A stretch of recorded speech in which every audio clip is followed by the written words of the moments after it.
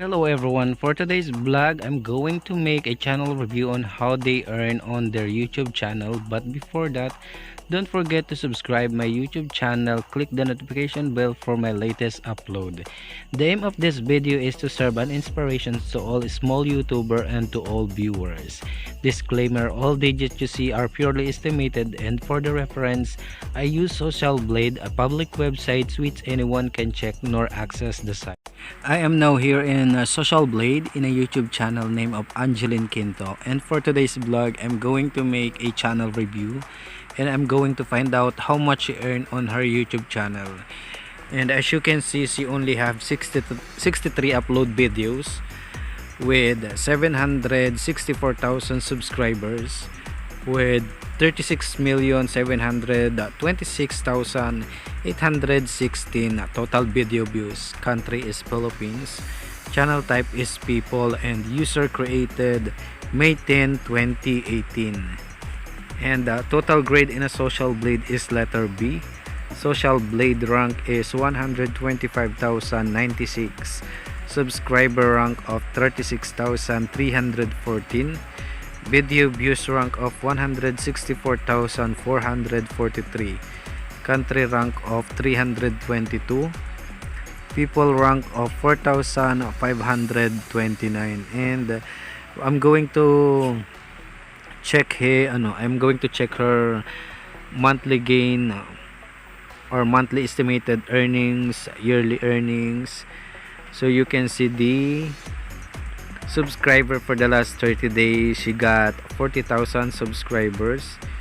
So mataas siya ng 2.6% compared to the last month. And her estimated monthly earnings of $614 US, minimum and maximum of $9,800 US. Video views for the last 30 days, so she gained 2.4 million something.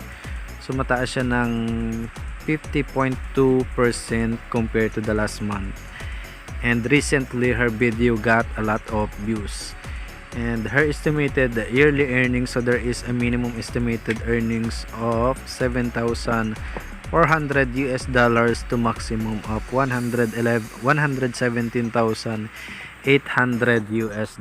So I have a calculator here and I'm going to compute how much is the minimum and maximum estimated monthly and yearly earnings. So I'm going to start for minimum estimated earnings monthly, so $614 US times 48, so she got 29,472 pesos. So that is the minimum, and the maximum is 9,800 US times 48, so she got 470,400 pesos. And then we're going to jump on her estimated yearly earnings, so there is a minimum of 7,400 US times 48, so she got 355,200 pesos minimum yearly earnings, and the maximum of 117,800 US times 48, so she got 5,654,400 pesos. So this is a huge amount of money. And we find out the minimum and maximum monthly and yearly earnings of Love Angeline Quinto or Angeline Quinto. And for those who don't know, Angeline Quinto is a celebrity here in Philippines. She is a great singer and an actress also, and product endorser. So shout out to Angeline Quinto. And for those who are not yet connected to Angeline Quinto, please watch the video and subscribe to her YouTube channel. So for the next page, I'm going to find out her daily average, weekly average, and for the last 30 days. So we can see the estimated earnings, video views, and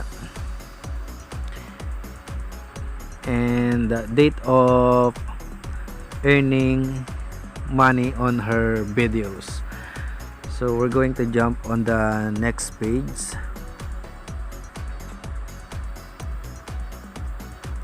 And thank you for watching this video. So if you like this video, please like and share, and don't forget to subscribe.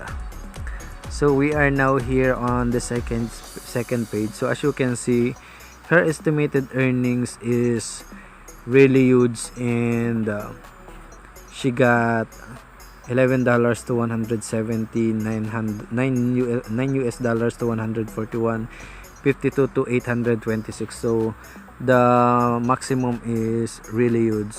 So on the lower part of this video, or in this page, we will see her daily average, weekly average, and for the last 30 days. So for those who don't know, this is only an estimated earnings. No one know how much she earned on her YouTube channel. So this is only an estimated. Thank you so much for Social Blade. At least we have reference. So for her daily average, she gained 1,300 something subscribers who subscribed to her YouTube channel, with 81,841 total video views, with minimum estimated earnings of 20 US dollars to 327 US dollars, minimum and maximum. So ang laki ng kanyang estimated earnings daily. And for weekly average, she got 9,300 something subscriber who subscribed to her YouTube channel, with 572,887 total video views, with minimum estimated earnings of 143 US dollars to maximum of 2,300 US dollars. So that is the weekly average earning of weekly estimated earnings of Angeline Quinto. And for the last 30 days, she gained 40,000 subscribers who subscribed to her YouTube channel, with 2,455,207 total video views, with minimum estimated earnings of 614 US dollars to maximum of 9,800 US dollars. And we already computed that on the first page. And for the third page, we're going to find out her monthly gain video views.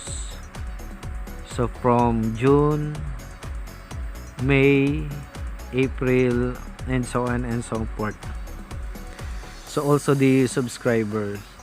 So we are now here on the monthly gain video views of Angeline Quinto. So you can see the views last May. So that is 1,654,574 total video views for the last month, which is May, and April of 4,739,260, and March of 2,035,000, so on and so forth, guys.